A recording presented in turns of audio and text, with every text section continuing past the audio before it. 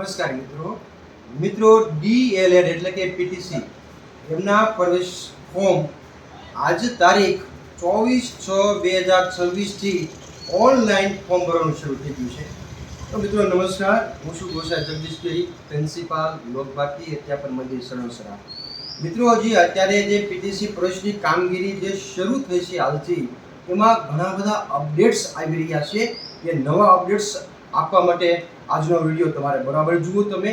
તો મિત્રો સૌપ્રથમ પેલું અપડેટ એ છે કે આજથી એટલે કે 24/6/2026 થી ઓનલાઈન પ્રવેશના ફોર્મ એ ભરવાના શરૂ થઈ ગયા છે. ડીબી ગુજરાતની અંદર એ વેબસાઇટ ઉપર જઈ અને ત્યાંથી તમે ફોર્મ ભરી શકો છો. અને આવતીકાલથી એટલે કે કાલની તારીખ 25/6/2025 6/2026 થી સ્વીકાર કેન્દ્ર પર જઈ અને તમારે ફોર્મ તમારે સબમિટ કરવાના થશે. મિત્રો એક વાત એ પણ સમજી લઈએ કે તારીખ 5 તારીખ છેલ્લી આપી છે ઓનલાઈન ફોર્મ ભરવાની, પણ સબમિટ કરવાની તારીખ એક દિવસ વધારે છે કે 6 તારીખ પણ આપવામાં આવી છે.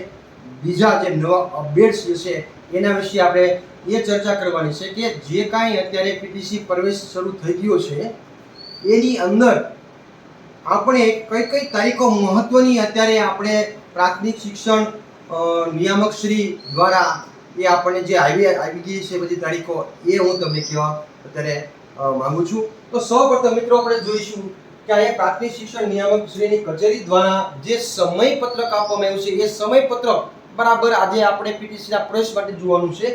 તો સૌથી પહેલા આપણે જોઈએ તો ઓનલાઈન ફોર્મની અહીંયા વાત કરવામાં આવી છે. તો ઓનલાઈન ફોર્મ ભરવાનો સમયગાળો એ 24/6 થી એ શરૂ થશે અને 5/7 સુધી એ રહેશે. સ્વીકાર કેન્દ્ર પર ફોર્મ જમા કરવાનો સમયગાળો બરાબર મિત્રો જોજો, જમા કરવાનો સમયગાળો છે 25/6/2026 થી તારીખ 6/7/2026 સુધી. એટલે કે રવિવારના દિવસે રજા હશે એ દિવસ સિવાય તમારે 6 તારીખ સુધી તમે ફોર્મ જમા કરાવી શકશો. આ ફોર્મ જમા કરાવ્યા બાદ શું થશે તો કે કામ ચલાઉ મેરિટ યાદી જાહેરાત અને મેરિટ સુધારા રજૂઆત થશે. તો મિત્રો 8 તારીખ 8/7/2026 થી તારીખ 9/7/2026 સુધી એ કામ ચલાઉ પ્રોવિઝનલ મેરિટ લિસ્ટ મૂકવામાં આવશે.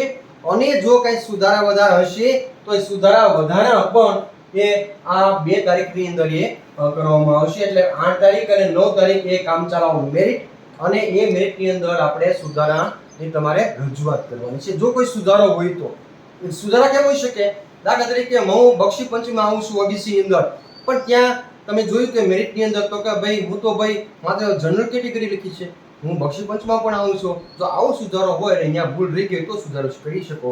10મા ધોરણમાં 12મા ધોરણમાં તમારા જો ટકાવારીમાં ફેરફાર હોય તો પણ તમે સુધારા વધારા કરી શકો. તો આ એ માટેની છે.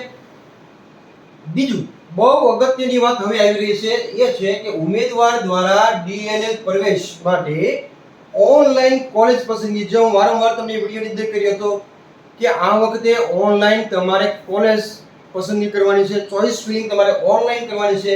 તો તમે તારીખ 10/7/2026 થી તારીખ 12/7/2026 સુધી તમે પોર્ટલ ઉપર જઈ અને તમે ઓનલાઈન કોલેજ તમારે પસંદગી કરવાની છે.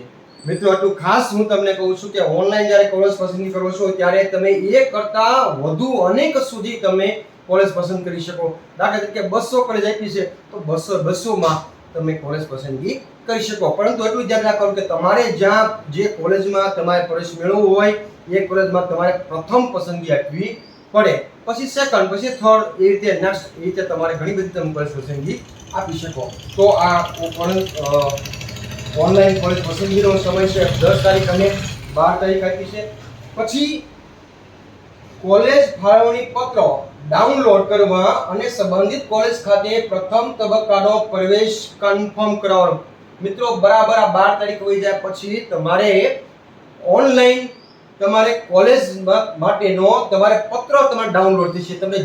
તમને કોલેજમાં તમે પ્રથમ પસંદગી આપી છે અને ત્યાં તમારું જો મેરિટ હશે તો એ જગ્યા પર અથવા તમે જે કાંઈ કોલેજ પસંદગી કરી છે એ કોલેજની અંદર તમારું જ્યાં મેટ આવતું છે ત્યાં તમને એક કોલેજ ફાળવવામાં આવશે.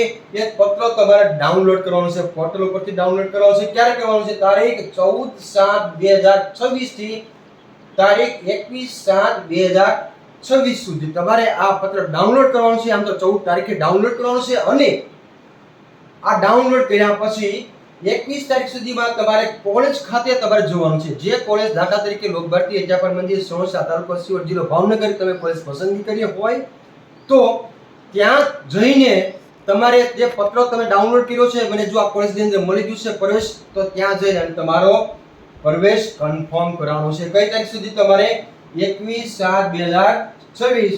એનો સમય શું છે? 10:30 થી 5 રવિવાર સિવાય 5 વાગ્યા પછી નહીં. એટલે 5 વાગ્યા સુધીમાં 10:30 થી 5 વાગ્યા સુધીમાં જે તે કોલેજમાં જવાનું અને ત્યાં તમારો જે ઓર્ડર થયો છે, તમને જે હુકમ મળ્યો છે એ ઓર્ડર લઈ અને તમારે ત્યાં પ્રવેશ કન્ફર્મ કરાવવાનો છે. તો અહીંયા આ પહેલો રાઉન્ડ અહીં મૂકવામાં આવ્યો છે. પછી શું થશે? તો પ્રથમ તબક્કાના પ્રવેશ બાદ ખાલી જગ્યાઓ અદ્યતન કરી દાખલા તરીકે લોક ભારતી અધ્યાપન મંદિરની અંદર 125 સીટ આપવામાં આવી છે. હવે 125 માંથી કદાચ 25 ન આવ્યા તો 25 તો બાકી રહી કે નહીં, એને અદ્યતન કરશે ને અપડેટ કરશે. કઈ તારીખમાં? તારીખ 22/7/2026 થી તારીખ 23/7/2026 સુધી પહેલા રાઉન્ડના અંતે જે કાંઈ વધેલી જગ્યાઓ જે છે એને અદ્યતન એ કરવામાં આવશે.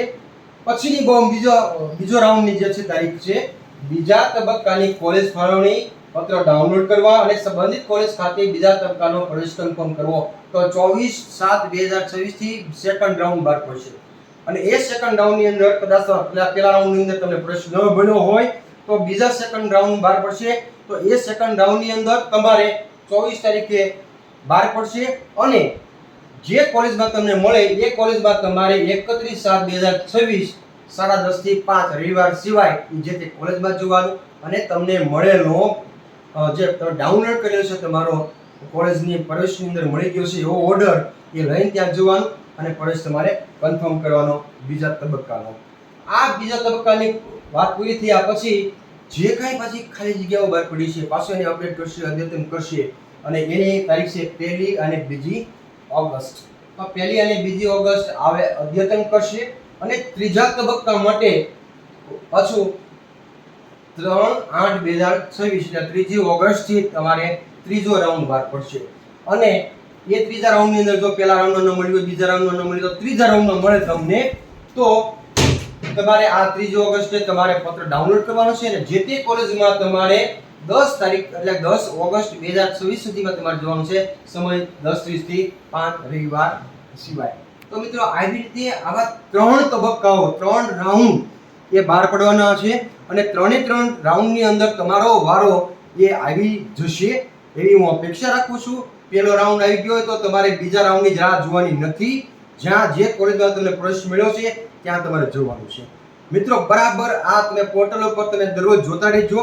અત્યારે તમારી જે સમયગાળો હાલની અંદર જે ચાલી રહ્યો છે, આજે 24 તારીખ છે તો 24 તારીખથી 5 તારીખ સુધી માત્ર ફોર્મ ભરવાનું છે. ફોર્મ ભરી અને જે સેન્ટરો જે આપ્યા છે સ્વીકાર કેન્દ્રો, જે મેં આને અગાઉનો મેં તમને વિડીયો આપ્યો છે એ સ્વીકાર કેન્દ્ર પર જઈને અને તમારે ફોર્મ સબમિટ કરવાનું છે અને આ પછીના બધા જ આ ટાઈમ ટેબલ એ આપણને આપવામાં આવ્યું છે.